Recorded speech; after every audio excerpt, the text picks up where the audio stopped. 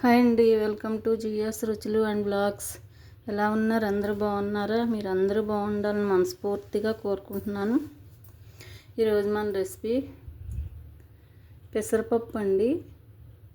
ఒక 2 అవర్స్ నానబెట్టుకుని వాటర్ లేకుండా ఇలా స్ట్రైనర్లో వేసుకున్నాను, వాటర్ అంతా వెళ్ళిపోయేలాగా. ఇది ఇప్పుడు మిక్సీ పట్టుకోవాలి. ఈ అల్లం పచ్చిమిర్చి వేసుకుని మిక్సీ పట్టుకుని మనం గుంత పొంగనాలు వేసుకుందాం. ఇప్పుడు ముందే మిక్సీ పట్టి తీసుకొస్తాను. దానిలోకి ఈ అల్లం పచ్చిమిర్చి వేసి మిక్సీ పట్టేద్దాం. ఈ పెసరపప్పుతో పాటు పచ్చిమిర్చి, అల్లం,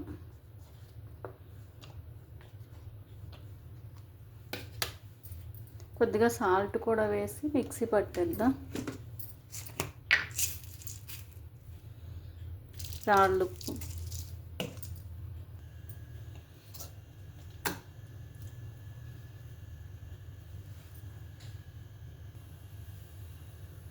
ఒక స్పూన్ జీలకర్ర,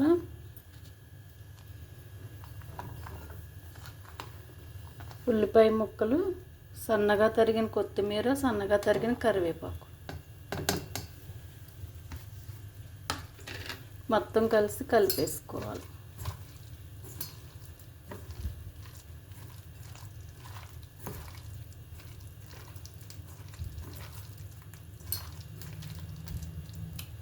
ఇప్పుడు ప్రాసెస్లోకి వెళ్ళిపోదాం. స్టవ్ వెలిగించానండి, కళాయి పెట్టాను. కొద్దిగా ఆయిల్ పోసుకుందాం.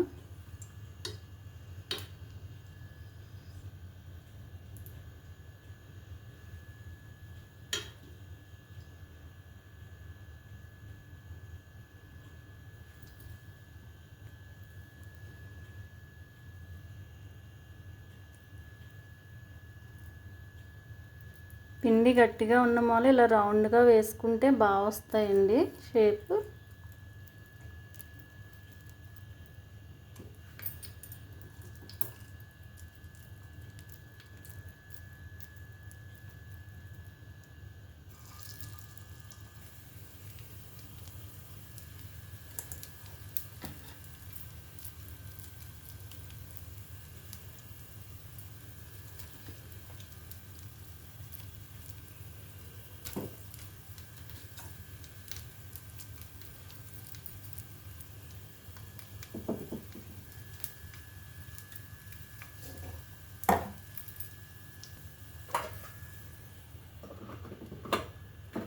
స్టవ్ మీడియం ఫ్లేమ్లో పెట్టుకుందాం అండి.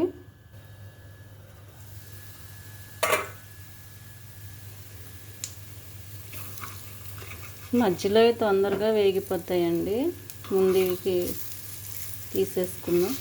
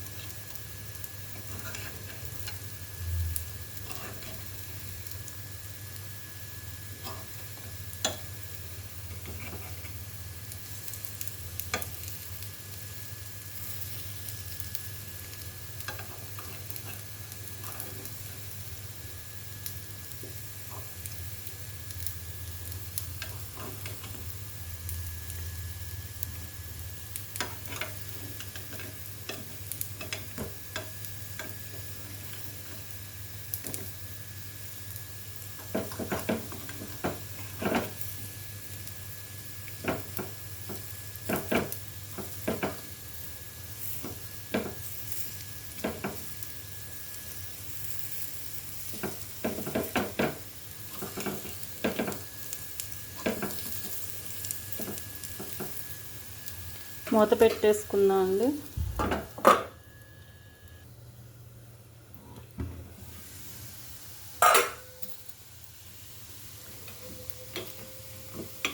వేగిపోయినాయండి, స్టవ్ కట్టేస్తున్నాను. సర్వింగ్ బౌల్లోకి తీసేసుకుందాం. పెసరపిండితో గుంత పొంగనాలండి. మనం ఎప్పుడు దోసల పిండి, ఇడ్లీ పిండితో వేసుకుంటున్నాం కదా, ఇలా ఒకసారి ట్రై చేయండి. మంచి హెల్దీ చూడండి ఎంత క్రిస్పీగా వచ్చినాయో. సౌండ్ చూసారా?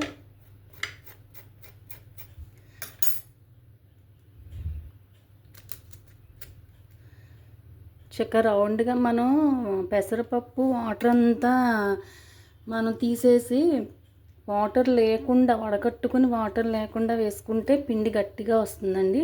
అలా గట్టిగా వస్తేనే ఇలా మనకు రౌండ్గా వస్తాయి. లేకపోతే పిండిలా వేస్తే తప్పగా వస్తాయి అన్నమాట.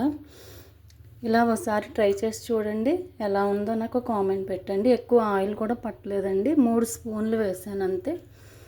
అల్లం పచ్చడి అసలు వీటికి ఏ పచ్చడి అవసరం లేదండి, మనం పచ్చిమిర్చి అన్నీ వేసుకున్నాం కదా, కొత్తిమీర. ఒకసారి ట్రై చేయండి, ట్రై చేసి ఎలా ఉందో నాకు కామెంట్ పెట్టండి. వీడియో నచ్చితే లైక్ చేయండి, షేర్ చేయండి, సబ్స్క్రైబ్ చేసి సపోర్ట్ చేయండి. Thank you. హైప్ బటన్ కూడా ప్లీజ్ రిక్వెస్ట్ చేస్తున్నానండి. లైక్ చేసినప్పుడు హైప్ బటన్ వస్తుంది, అది కూడా క్లిక్ చేసి నాకు సపోర్ట్ చేయండి. Thank you.